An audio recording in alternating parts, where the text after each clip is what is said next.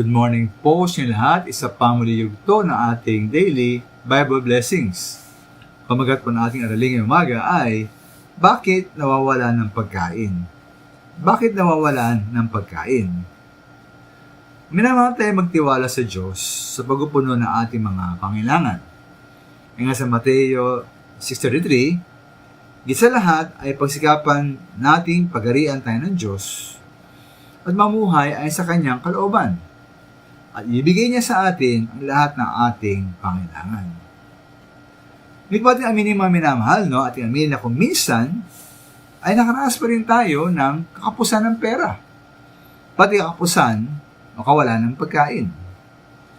At hindi mabili ang ating nais kainin, at kaya tayo magtiis sa kaunti o maaaring wala pang makain. At kaya nangyari po ang kakulangan na ito at wala na ito. Maraming posibleng dahilan. Maaaring panahon talaga ng hirapan sa buhay. Maaaring nawalan tayo ng trabaho. Maaaring tumaas ang presyo ng mabilihin. Maaaring tayo mali sa pag-budget. Maaaring sinusunod po ang emergency na ating gastusin. Ukol po rito, makita po natin na isa pang maaaring dahilan. Deuteronomy 8:3, sinabi ng Diyos sa Israel. Ay ba sa versikulo sabi po roon, Deuteronomy 8:3, tiroon nga kayong magpakumbaba. Ginutom niya kayo bago binigyan ng mana. Isang pagkain di ninyo kilala ni ng inyong mga ninuno. Ginawa niya ito upang ipunawa sa inyo na ang tao hindi lamang sa tinapay nabubuhay, kundi sa bawat salitang nagmumula sa bibig ni Yahweh.